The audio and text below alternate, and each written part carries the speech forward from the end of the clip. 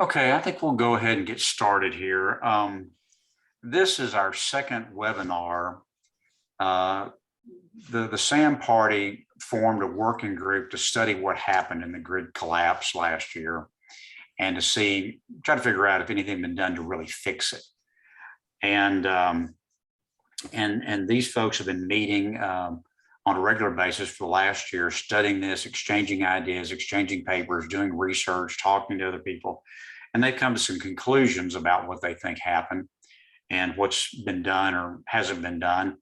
And so we thought it would be really interesting to share those with a wider audience. And so that's why we've invited you here tonight. As I said, this is our second episode, and tonight we're going to be looking at the regulatory structure around the Texas energy grid. Are there problems in that regulatory structure that caused or contributed to this problem? Are there things that the regulatory structure be restructured to do a better job of that? And has anything been done to address any of the systemic issues that we see in that? So that's what we're going to be talking about tonight. Let me run through and reintroduce our panelists to you real quickly. I'm sure a lot of you guys tuned in to see Pam Baden, but she's not with us tonight. She had a conflict. She'll be back with us next week, though, for the marketing structure issue, which is really her area of expertise. We have back again Jim Crump. Jim's a retired downstream energy professional, has had a position with Exxon, Energy Consulting, and Shell. John Keller. John's retired from AT&T as his role as their principal buyer of electricity. So he's very familiar with electricity markets throughout the United States. We have Mark Miller. Mark is a retired petroleum engineer, former UT faculty member. He was a candidate for the Texas Railroad Commission, which we're going to be talking a lot about tonight. In 2016, he was endorsed by the Houston Chronicle, the Dallas Morning News, and the San Antonio Express. William Taggart is back with us. William has worked for 34 years as an engineer in both on and offshore oil and gas facilities, really understands what goes on out there in the oil patch. He's now working on a very interesting project, renewable solution to store energy in underground reservoirs. And then finally tonight, we have Reed Williams. Reed worked as a senior executive for over 30 years in the petroleum industry, mostly in the refining end. He's also served 2 terms as on the San Antonio City Council. And after the grid collapse, the mayor appointed him to head up a commission to look at exactly what happened to the San Antonio company. That's still a municipal power company over there. And to make recommendations, they issued a very extensive report. And then the mayor asked him to stay on to look at some of the ongoing operational rate issues in the San Antonio power. So he's very familiar with the issues that we're going to be talking about tonight. Let me sort of set the stage for this. All during this episode, the entity that you heard the most about was ERCOT, the Electric Reliability Council of Texas, or as many people were calling it, the Unreliability Council of Texas. It kind of got all the press. But the truth of the matter is there's 2 other very important entities. One is the Public Utility Commission, which actually oversees ERCOT's activities. The Public Utility Commission is made up of 3 members that are appointed by the governor. And then the other entity that really had a big role in this was the Texas Railroad Commission. And notwithstanding its name, it is the primary regulator for the oil and gas industry in Texas. And because such a big part of this grid failure related to the inability to get natural gas and the natural gas fired generators, that's gotten a lot of attention in this. So with that background, I want to kick it off to our panelists. Reed, I want to start with you. In the role that you played as chairing this commission about what happened to San Antonio, I know you looked a lot at what ERCOT did and didn't do. And I'm curious, after the research you all did in San Antonio, kind of what was your take on how these entities performed and kind of what happened from a regulatory standpoint? Sure. Thank you, Bill. Well, as you know, ERCOT is an independent system operator, or as the initials everybody uses, an ISO. And I would say the the emphasis needs to be on independent, which I think during the process they might not have been as independent as we would have liked to them. And another thing folks sometimes don't remember is that ERCOT is a 501c4 and it has about 1,800 members. It is a big group. And so if you're involved at all, either producing or moving or selling power, you're part of this nonprofit. And while it schedules power over probably 46,000 plus miles of transmission and deals with over 700 generation units, it's primarily a market clearer. It performs a market financial clearing objective. And it also oversees and buys and purchases what they call ancillary services. We won't get into that today. It's too complicated. But what happened with us is, as we talked last week, and I want to reiterate, at 10:15 that Monday night, the 15th, for some reason, a independent group that should be watching the market on the screen as the market in buying, selling, and they're clearing those prices. They took it to $9,000, and the market performance, in my mind, and I've spent years watching markets move, it should not have gone to 9,000, and they lost market information when they did that. Now we can go into why they did it, but the point is they did it, and it was a Republican group. I mean, you got to think the governor appoints, PUC regulates, and ERCOT manages.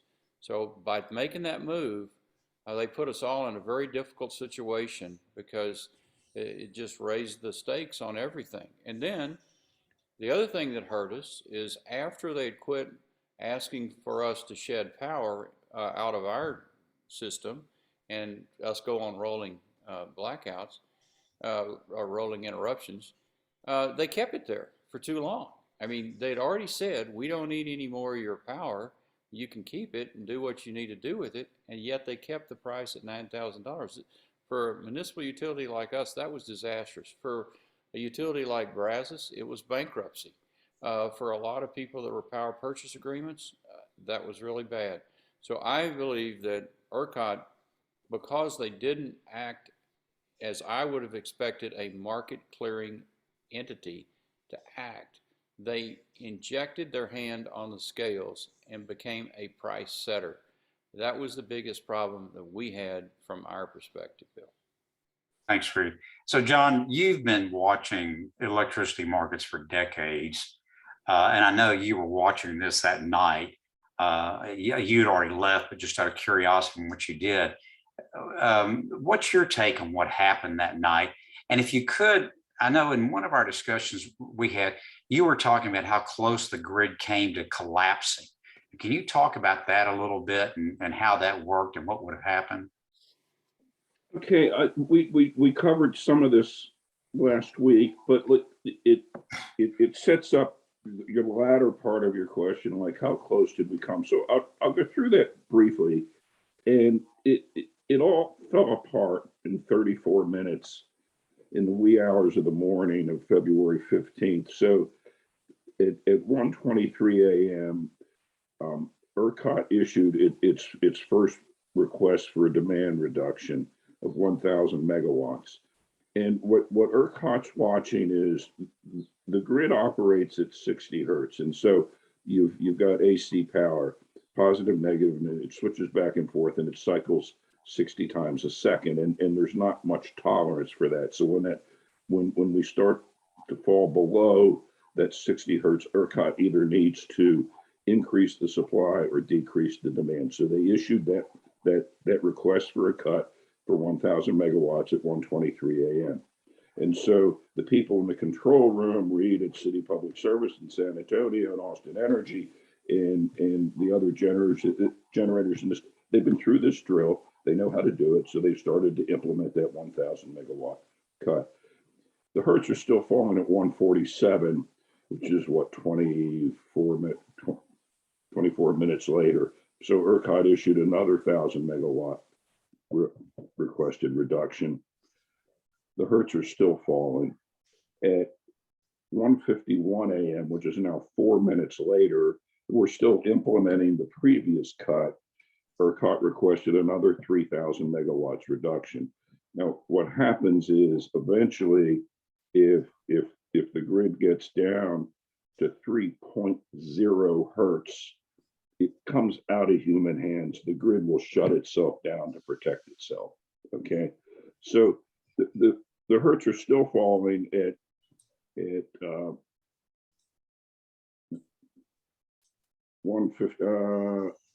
ERCOT issues at 157. ERCOT issues another 3,500 request for another 3,500 megawatt cut in demand. The hertz are now at 59.302. I'll go back and repeat what I said earlier. At 59.3, it comes out of human hands and the grid shuts itself down. So at 157, ERCOT issued a 3.5 megawatt reduction. The hertz were at 59.302.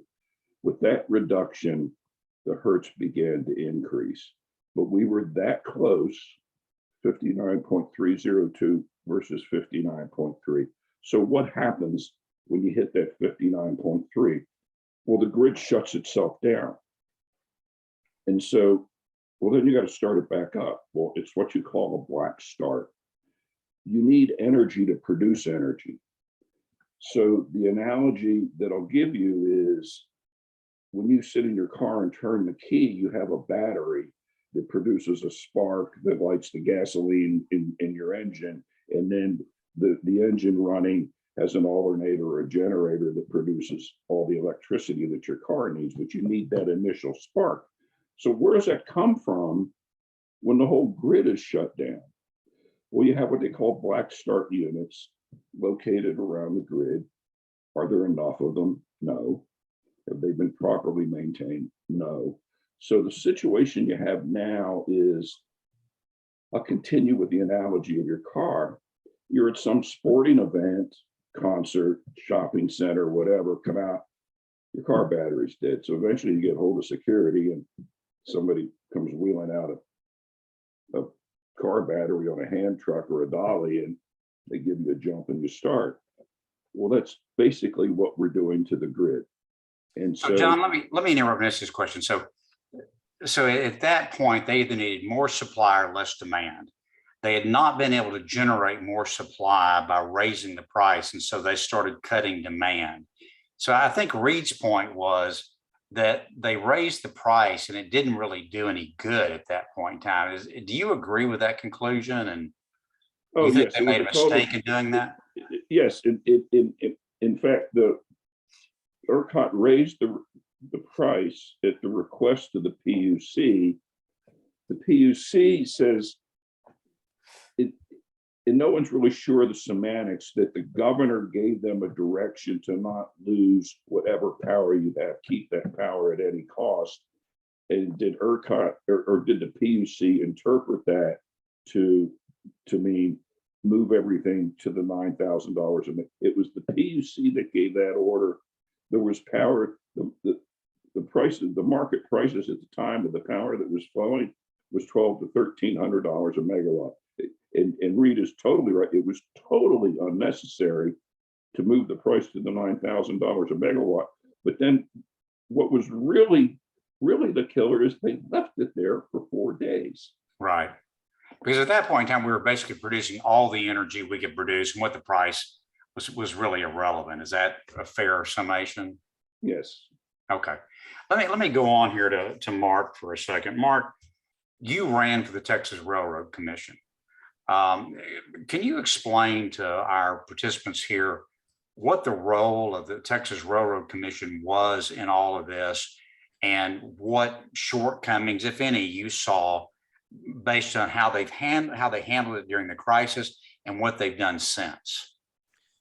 Well, during the crisis, I think it's pretty clear they didn't do much.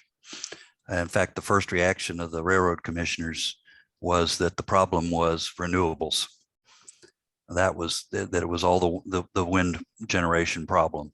As you talked about, Bill, the Railroad Commission is the regulator of oil and gas in the state. The natural gas accounts for about half of our electrical generation.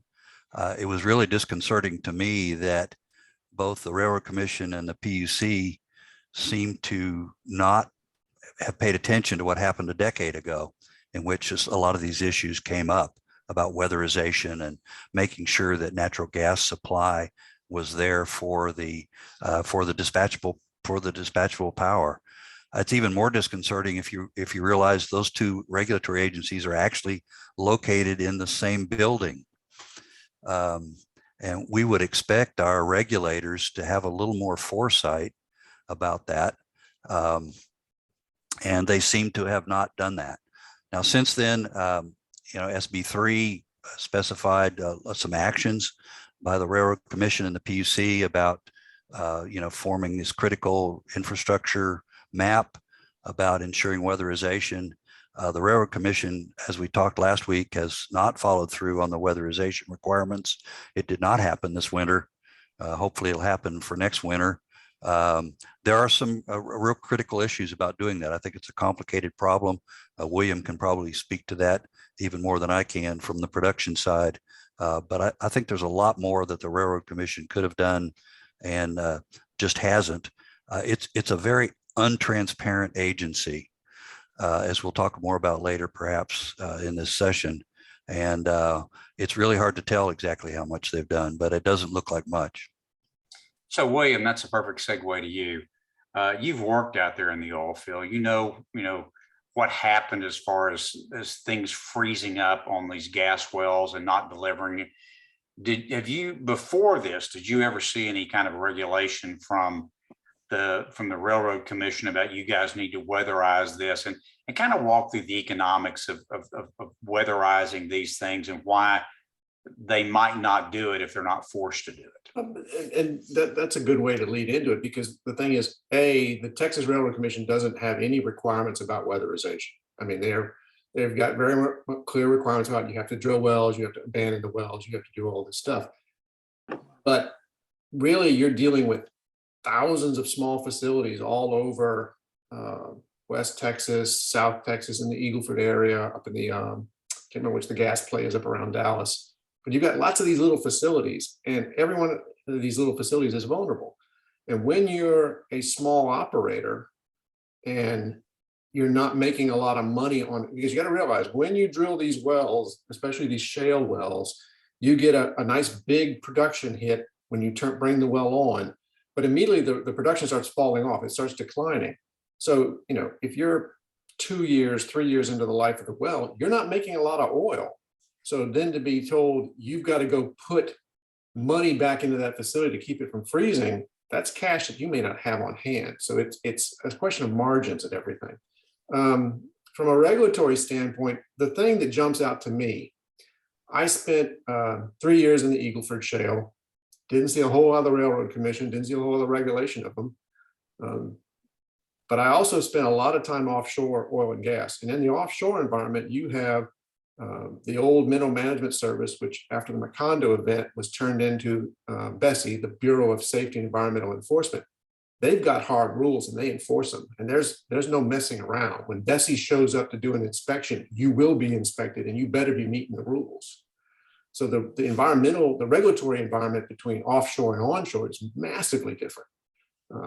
And I do think is that a federal agency? As a federal agency, they're part of the Department of Interior, and they're responsible for all offshore oil and gas drilling. Whereas on land, we're now into the Texas Railroad Commission.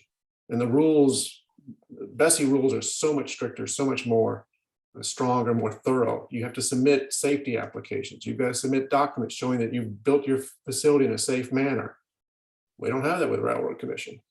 And it's a huge difference. Let me bring Jim in the conversation for a minute. So Jim, you and I actually met talking about this topic online. Both of us were writing about it some, and we had some common ideas about what had happened there. And I know in the last year, you've really spent a lot of time backing up and looking at this kind of from 30,000 foot level. What are your conclusions about our regulatory structure in Texas, the role it played, changes we need to make across the board, both at the PUC, ERCOT, and at the Railroad Commission? Jim, you're muted still. I got it. I want to highlight the interdependence of the Railroad Commission and ERCOT, but apparent lack of coordination between the two before the 21 freeze event, before, during, and after. You know, a recent Chronicle article reported that as of about a month ago, no public meeting between the gas and electric regulators had yet been held since the 2021 freeze event. Now, let's just consider, for example, the timing of emergency notice by ERCOT and the Railroad Commission prior to the event. ERCOT issued an operating condition notice, the so-called OCN, February 8th, requesting, among other measures, outage plans, review of fuel sourcing, delay of maintenance. And then ERCOT issued escalating cold weather alerts on February 11th and later. The Railroad Commission issued an advisory, but still later, on February 13th. So notice timing by the two was apparently not coordinated. Now, interdependency requires, well, interaction. A mechanism or body could be legislated to coordinate gas supply and electric generation oversight. Different ERCOT and Railroad Commission timing, to me, is concerning. Now, ERCOT has since acted to strengthen winterization compliance, and a Railroad Commission memorandum of November of last year mandated, well, the designation of critical infrastructure. This will help. But again, the timing of winterization actions is well behind ERCOT, not required for another year or so.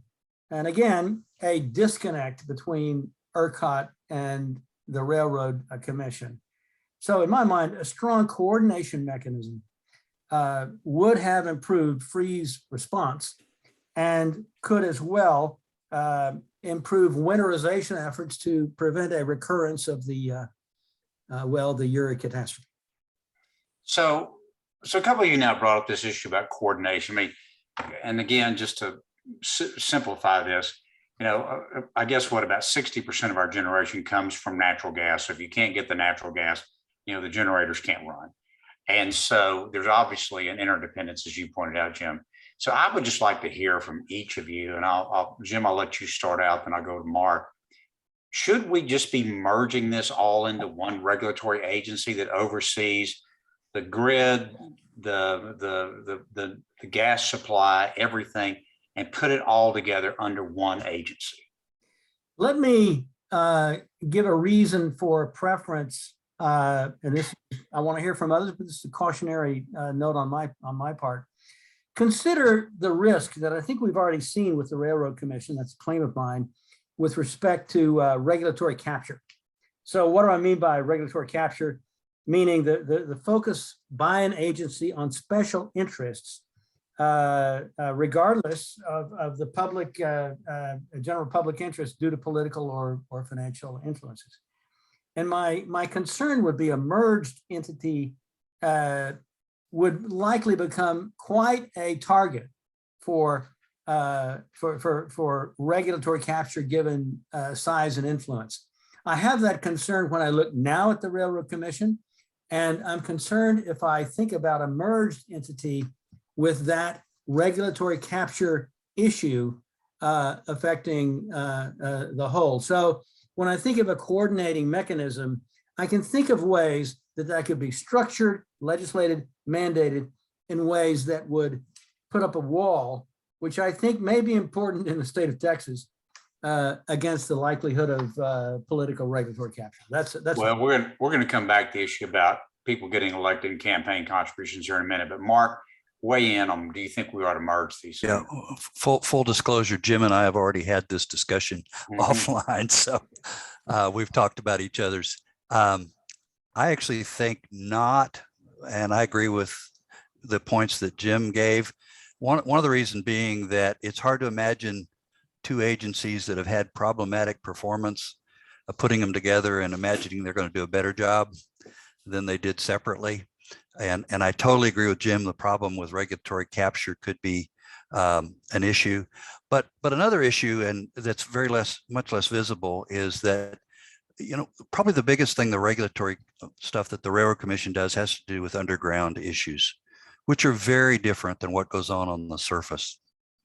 Very different technical issues that have to do with rule of capture and that sort of thing. I do think, though, that it would be a good idea to strip the Railroad Commission of some of its surface regulations, such as processing facilities and pipelines, which would seem to be better under some other agencies, perhaps the PUC. And some of the stuff that they do has actually been recommended to be moved off by the Sunset Commission, but the legislature failed to do it. And of course, the last thing I'd point out is the politics of making that happen are probably nearly impossible, given the fact that the Railroad Commission is in the Constitution, first of all, and that oil and gas interests, being what they are, would likely fight that tooth and nail. Reed, what do you, after studying, what's your view on whether these things are put together? And Reed, I see you're still on mute before you start. Oh, I just unmuted. Thanks, Bill. No, I've watched people try to put these organizations together, and frankly, it just doesn't work. We need to fix what we got.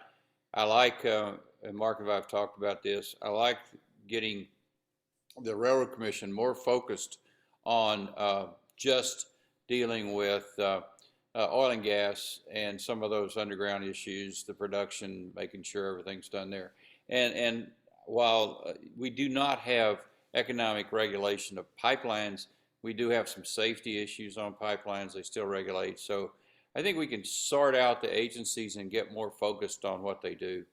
I don't think joining them it just doesn't solve the problem. All right, William, we got 3-0 so far. What's your view? I'm going to have to go with the consensus here, because to me, the natural gas supply to power plants is just one aspect of the Texas Railroad Commission. There's the oil supply, there's natural gas to other customers. You know, there's a lot more to it. So I just don't think merging them or just that one issue is enough. I do think we need to have, Texas Railroad Commission needs to be much more proactive. Their safety regulations are very lax if you compare it to the offshore oil and gas industry. One of the big issues, one of the issues I see that's bubbling in the background that the Railroad Commission can be more proactive about is natural gas, high H2S wells, hydrogen sulfide, which is a poisonous gas. In 1975, a H2S well broke open and killed 9 people, 8 of which were civilians who were just near the area. And that's one of the issues I think that we need, that I think it's not been addressed well enough by the Railroad Commission. Hold that thought. I want to come back to that for a second, but John, let's let you weigh in. Is this a unanimous decision here tonight?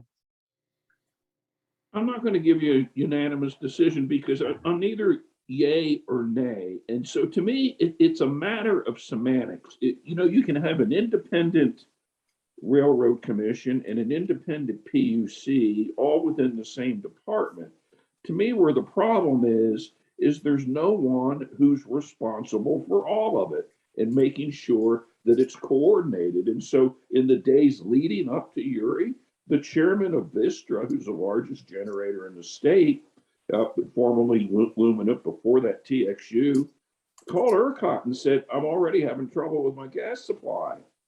And ERCOT was like, well, talk to your gas suppliers, because that's the Railroad Commission. So, I come from a background, so I think there needs to be somebody at the top who tells each of these people, whether they're in a merged organization or independent within the department, is I expect this from you. And if you don't do it, I'm going to find someone who will. And so there needs to be someone who coordinates the effort of these independent agencies who aren't talking to each other.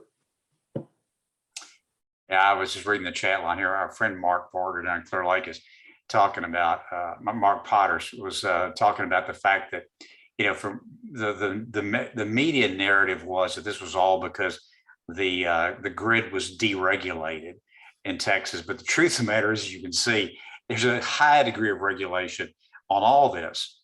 And so what I want to talk about for a second here is that we have a PUC commissioners that are appointed by the governor, and obviously he's concerned about what political issues there are there. You've got a Texas Railroad Commission that are independently elected in Texas, way down the ballot. Nobody knows. And as Mark, I'm sure will share, the overwhelming 90+% of the campaign contributions come in from the oil and gas industry for the people running for those seats. We had this very high profile case where one energy company made a huge profit in this. Not to say that that was illegal or anything, but they made a huge profit. And one of Governor Abbott's appointees to the PUC got on an investor call and said, look, we're not going to do anything to try to claw back any of these excess profits that were made. Now, whether that's right or wrong or legal, that's another whole issue, but he was assuring him. And then as soon as the session was over, this one energy company that I reportedly made $2 billion made a $1 million campaign contribution to the governor's reelection campaign. So Mark, tell us a little bit about what it was like running for the Railroad Commission and what the role of money in that race does. First of all, if you're not a Republican, it's almost impossible to get elected to the Railroad Commission, regardless of how much money you have, which I'll talk about in a minute. We're all concerned about the role of campaign contributions. And I've got a list here of things that I want to go through about why it's even worse when it comes to the Railroad Commission, perhaps more than any other position in the state. First of all, if you talk to commissioners, they will readily espouse the fact that they have no problem being both champions, and they will use that word, champions and regulators of oil and gas. They will just dismiss the premise that there might even be a hint of regulatory capture problem. So that makes them, to me, to be the poster child of regulatory capture. Also, sitting commissioners are not precluded from accepting contributions from employees of companies that have issues before them. And there was one recently in a recent publicized vote. The commissioners actually overrode a staff recommendation against an oil field waste dump out near Midland. And Christian, along with the other commissioners, voted to overrule the staff recommendation. And 3 days later, he got a $100,000 campaign from the owner of a group who just happened to be located in his hometown of Center, Texas, which is not a very big town. So you can imagine that there might be some connections there. Commissioners claim that they're able to self-police themselves when it comes to votes with conflicts of interest. They don't ever do that. And frankly, it seems skeptical that they would be able to do it. Third thing is, I saw some polling one time that suggested only 5% of voters even know what the Railroad Commission does. What that means is very few people can have a big impact on the Railroad Commission. And so what you find out is Republican candidates will advertise and do their campaigning for the primaries, but after the primaries are over, they go silent. They won't engage in debates. They won't talk to the press. The year I ran, Wayne Christian did not even sit down with the major newspapers to get interviewed for endorsements. He just blew them off. And he won anyway, because he was a Republican. And to just give you a good example, in 2020, the Democrats had a pretty good candidate named Krista Castaneda, oil and gas attorney from the Dallas area. And she actually raised more money than a Republican candidate. But she still lost by 10 points, which is basically what the spread has been in the several recent elections. And the other thing that we have been worried about for a long time is that the Railroad Commission positions have often been seen as stepping stones to higher office. And we now have a commissioner, Christy Craddock, the daughter of Tom Craddock, former Speaker of the House. She's up for election in 2 more years. She's only 50-something years old. She's got $3 million in cash in her thing. So there's no question that they have a lot of power above and beyond even the Railroad Commission. Go ahead. I was just saying, I see our Brazos County chair for SAM, Jeff Harper, just weighed in and said we ought to start by renaming the Texas Railroad Commission. Well, don't get me started on that one. The Texas Sunset Commission staff recommended 3 times that the name be changed to the Texas Energy Resources Commission. And 3 times the legislature said, well, 2 times the legislature kicked the can down the road. The 3rd time they said, no, we're not going to change the name. Mm-hmm. So the legislature will not change the name of it to something that's more reasonable. And to me, people are voting on something they don't even know what it is. And so the contributions have a huge role when it could be less if people actually knew what they were voting on. Well, maybe in 2024, we started electing some SAM candidates like Jeff Harper to the state legislature. There we go. Maybe we'll get some action on that. Reed, you've run for office before. You know what it's like out there raising money. Well, what is your view of this whole idea of these regulators running direct elections and the contributions and what effect that has? It's just a direct conflict of interest. They're bought. I mean, you can go on, but money speaks, and it's all about money in politics. And the oil and gas producers realize that these folks need money. The oil and gas producers need decisions. They need them quick. And there's a lot of quid pro quo. What else can I say?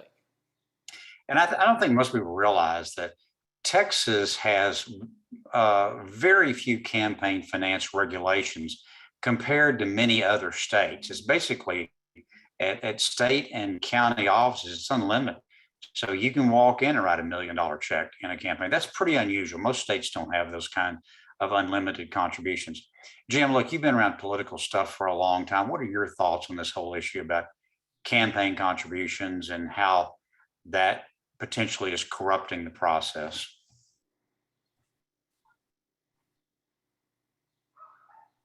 Jim, you're muted. Okay, I have a habit of clearing my throat a lot, Bill, and I don't think you want to mute myself, but I'm back on. Perhaps it was Mark who earlier made the point that the Railroad Commission candidates are elected and PUC appointed. Now, if you step back and think about that, that would suggest that if you went only that far, PUC candidates are less reliant on or less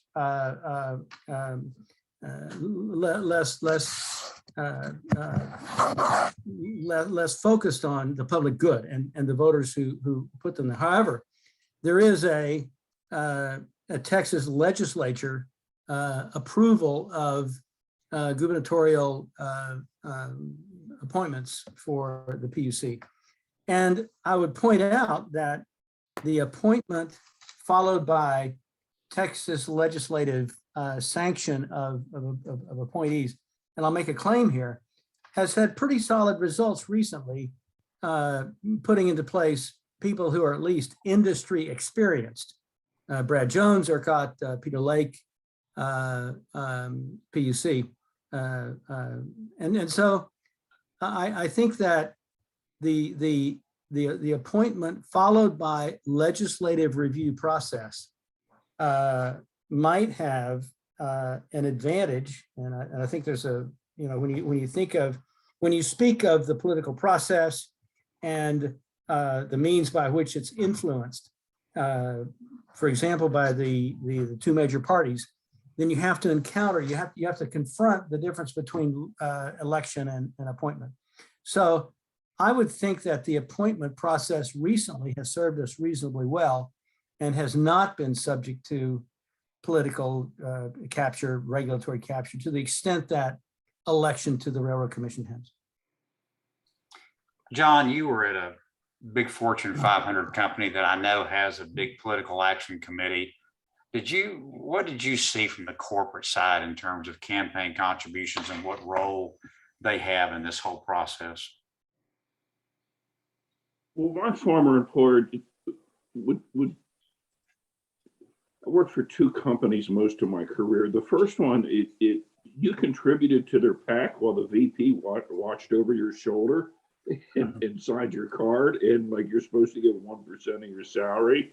The second employer, pretty much, they had their PAC and they did with their money, you know, they encouraged you to join, but if you didn't, they didn't know, so on and so forth. But then you mentioned what that employer was. They pretty much spread the money around, so they had their bets covered no matter who got elected. William, as you see any, you were talking about the lack of regulation on the onshore oil field. Do you feel like the political landscape and the campaign contributions running to the Texas Railroad Commission have an effect on that? Yeah, totally. I mean, so coming from offshore, one of the things that struck me was every offshore oil well is required to have what's called a downhole safety valve. It's a valve in the wellbore below ground, so that if the platform is chopped off by a hurricane or a ship or something, the well's shut in. So if that wellhead breaks off, that valve closes and you have no more leakage. Well, we have none of that on any of the surface wells, on any of the onshore wells in Texas. And when some of those wells have very high hydrogen sulfide content to them, that scares me. That, if that wellhead breaks off, somebody with a big dump truck runs over a wellhead and it's a 40,000 ppm H2S wellhead, that's a killer. That thing will kill everybody in a quarter mile. And that's one thing that's one thing I struggle with coming from the offshore industry, where, that's just inconceivable to us. So yeah, and I think that's a lot of it is because you don't, as long as the oil and gas people can dictate to the Railroad Commission, hey, these are the rules we want. And it's going to take a major fatality event, just like it took the freeze as a major fatality event to say, hey, Texas Railroad Commission, you got to go weatherize these natural gas supplies. Those are critical to us. So you think the federal regulators are more diligent just because they're further removed from the political pressure? Bill, I'd have a hard time coming to that conclusion. I don't know the history there. I got into the oil patch 30 years ago, and it was already pretty hard rules then. I don't know where it came from, and actually it was a good relationship, because American Petroleum Institute would write the safety regulations and then the federal government would adopt them, and everybody agreed with it. So it worked pretty well in the offshore environment. Let me say, we're getting a bunch of questions in here about the sort of the market structure and whether we're really regulated or deregulated, and if we have the right incentives in place to make sure we have, power available all the time on a reliable basis. Those are really questions that we're going to address next week on this whole market structure issue. So I'm not ignoring those questions, guys, but that's a conversation we want to save for next week, especially when we have Pam back, who's really an expert on that. But we did get one question. This is something that I was curious about. What do you all think about this? So there was a lot of discussion in the media about the fact that Texas has very limited interconnects with the surrounding grid. And there was some suggestion that if we had those interconnects, we would have been able to stay up, or we'd done a better job of supplying power. And the sort of, and I think this is true, that we've not done that because over a certain level, it subjects the Texas grid to federal regulation, and the state didn't want to do that. And so they don't have these interconnects. So I'd like to go around the horn here, and then we're going to probably be pretty close to the end, and just get your sense on, number one, would it have really made any difference if we had if we had more robust interconnects with the surrounding grids? And number two, is avoiding federal regulation a valid reason not to have those? John, you bought power all over the United States. What's your view on that? Well, you asked two questions. One, in terms of Winter Storm Yuri, I'm not sure it would have made any difference, because was there any surplus power available to move to Texas? Probably not, and very little. So I don't think it would have made much difference. I've lived in Texas a long time. So one, I kind of resist the federal government coming in and doing this and think, we'll be better off ourselves if we don't have the feds messing in our business. But you know what? We've all just talked about how, and I'm going to use the word, corrupt the current system is.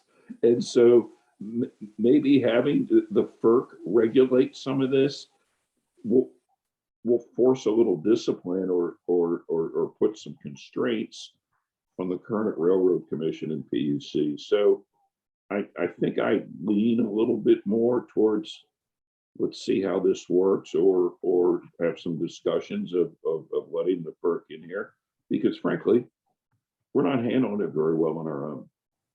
And FERC is the Federal Energy Regulatory Commission. Yeah. And by the way, one of the documents that was passed around a lot by this group was a study that FERC did on the collapse, and had a a lot of really good information in. So Reed, let me come to you on that same question. Based on what you saw, the experience in San Antonio, do you have an opinion about, one, would the interconnects made any difference? And number two, is avoiding federal regulation justification for not having the interconnects? Well, on the first question, probably in that event, we probably couldn't have wheeled enough power in to make a lot of difference. I do think that there are some opportunities to sell power, particularly in West Texas, into that western grid. There's some opportunities there. I'm just not familiar enough with the those fears were way back in the 20s and 30s. So today I'm not sure how much different the federal regulations would be than the state. I'd have to look at that. It certainly didn't have much to do with us. We are still a regulated utility. Okay, we did not opt into deregulation. We're very much like Austin. We're very much like the REAs. Okay, so we still have a certificated area, and we still have a regulated market. So as a regulated entity, I'm not so sure it would have made a lot of difference in that.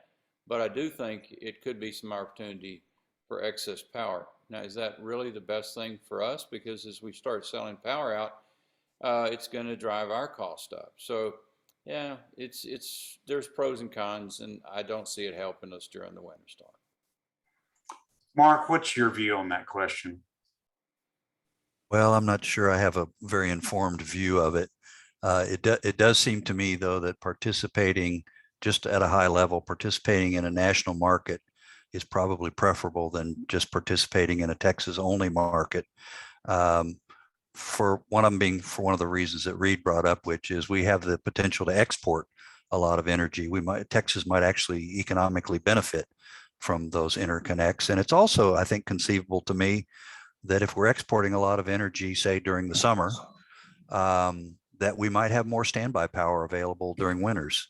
So it's hard for me to judge that. Those are just sort of my high level thoughts off the top of my head about, and I think that's something that needs to be studied and talked about. And unfortunately, it's not been talked about much. Jim, I saw you nodding your head while Mark was talking. That's right. That's right. Well, I have a very strong view on this, Bill, and others. I'm reviled by all my Texas nativist friends when I come out with this view. It would have helped during the winter storm enormously. Yeah. A recent study, in fact, several has given the following statistic. Transmission from external sources would have saved $1 billion in costs per gigawatt available and prevented blackout in about 200,000 Texas homes. This says, well, grid interconnection can support grid resilience.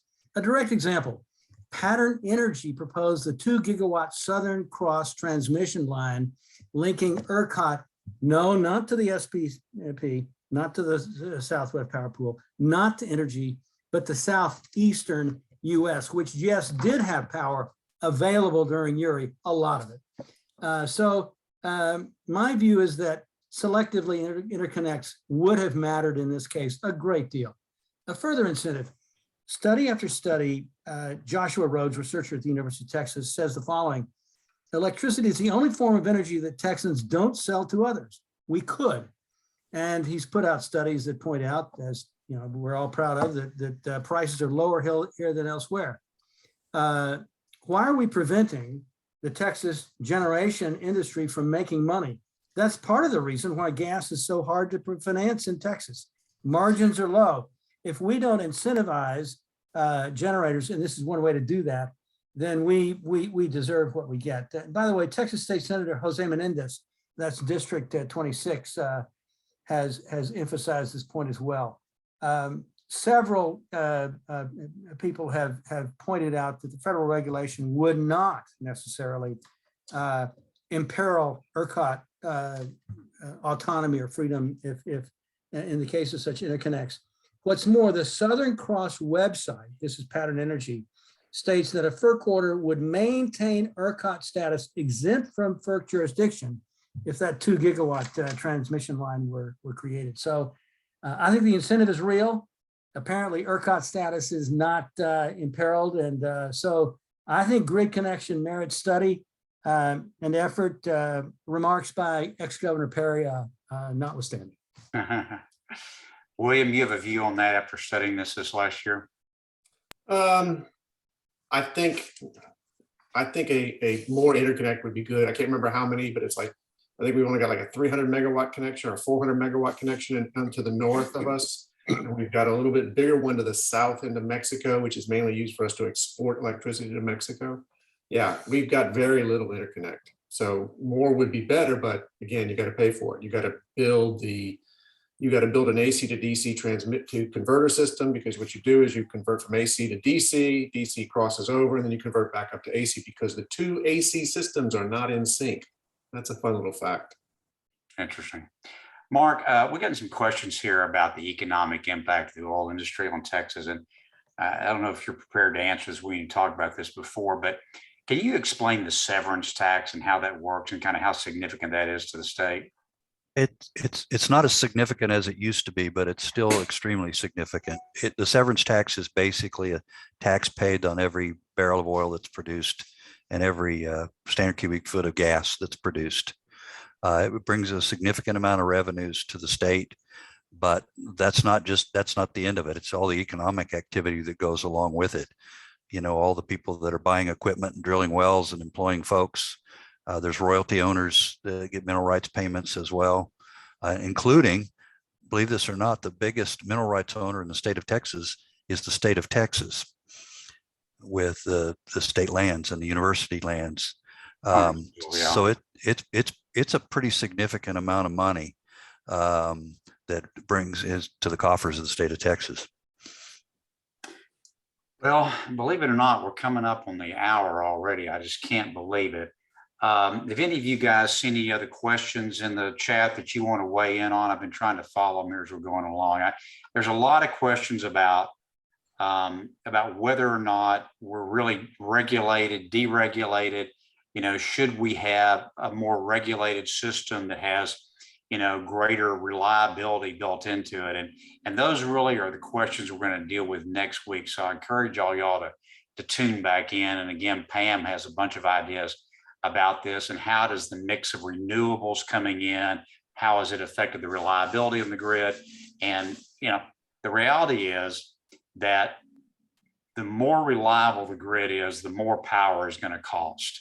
And so what's the trade-off between reliability and cost of the service itself? And we do have, as Jim pointed out, relatively low rates here in Texas for our power. So I'm going to wrap it up now, I think. First, I want to remind you that we'll have our webinar number 3 this same time next Thursday at 7 o'clock, and encourage you to enjoy that. And please pass this on to your friends and contacts if you've enjoyed this tonight. We did record this session tonight. It will be available on Sam's Studio probably tomorrow sometime. And I will send out everybody a link to that so you can share it with people and those that weren't able to make it tonight. And I also would just like to make a quick pitch about the SAM Party. What you see here are 5 people that have really studied this, smart people, and they don't agree on everything, as you've seen, but they're not screaming and yelling at each other, not calling each other names. They're not, you know, saying, well, you're not loyal to the country. You're not a true Texan because you disagree with me about this, that. They're trying to learn from each other, and they're trying to educate each other. And this is the kind of civility, the sort of pragmatic, you know, problem-solving solutions that we've got to get back in our government at every level. And that's what the SAM Party is dedicated to bringing about. So if you like what you're here, thinking about joining the SAM Party, you can do that at joinsam.org. For those of you that are in the Houston area, this coming Saturday morning, we're going to have a meeting talking about our plans in Texas and in Southeast Texas, especially for the next 2 years. That meeting will be at 10 o'clock at Maggiano's on Post Oak. The invitations out there on our website, or you can email me, which is included in your notice for this, about that. Also, for the next session, if you all have questions in advance, that is always helpful to let these guys think about them a little bit. And the good news is we'll have Ms. Baden back for the next session. All right. Thank you all for joining us again tonight, and we'll see you all next week, same time, same station. Good evening.